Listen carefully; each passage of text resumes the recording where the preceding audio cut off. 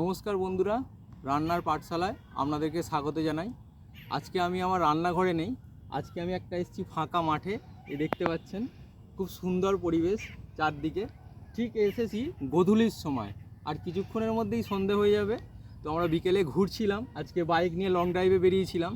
আর ভেবে রেখেছিলাম যখন গোধূলি শুরু হবে ঠিক গোধূলির টাইমে তোমাদের একটা রেসিপি দেখাবো, দেখিয়ে শেষ করব।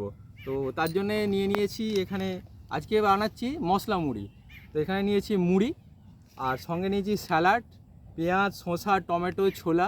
তো এটা আমি মুড়িতে মিশিয়ে দিলাম পুরো বাঙালি স্টাইলে, মশলা মুড়ি যেরকম হয়। তো আমি এখানে নিয়েছিলাম ববি ঝুড়ি, তো ববি ঝুড়ি দিয়ে দিলাম। আমি নিয়েছি চাট মশলা আর বিট নুন, তো চাট মশলা আর বিট নুন দিয়ে দিলাম। নিয়েছি বাদাম, তো দিলাম বাদাম। আর একটু দেবো জিরের গুঁড়ো হালকা।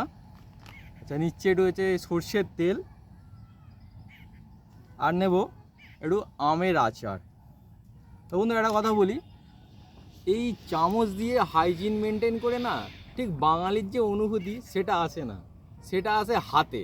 তো যাই হোক, হাতে আমি ভালো করে ক্লিন করে নিয়েছি। তো এই সমস্ত উপকরণগুলো আমি মেশাবো।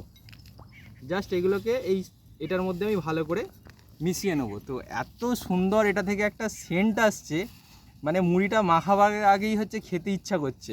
জাস্ট অসাধারণ। এরকম একটা পরিবেশ, সন্ধে হচ্ছে, গোধূলির ঠিক টাইম, এইভাবে মাঠের মধ্যে বসে আছি। তোমরা পরিবেশটা দেখো কত অসাধারণ লাগছে। মানে কি বলবো তোমাদেরকে, আমি ভাষায় বর্ণনা করতে পারবো না। এই সব পরিবেশ কবিদের জন্য উপযুক্ত।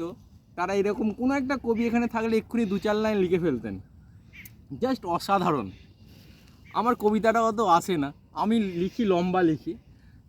তো দেখো বন্ধুরা, একদম কম সময়ের মধ্যে কুইক আমার মশলা মুড়ি রেডি হয়ে গেল।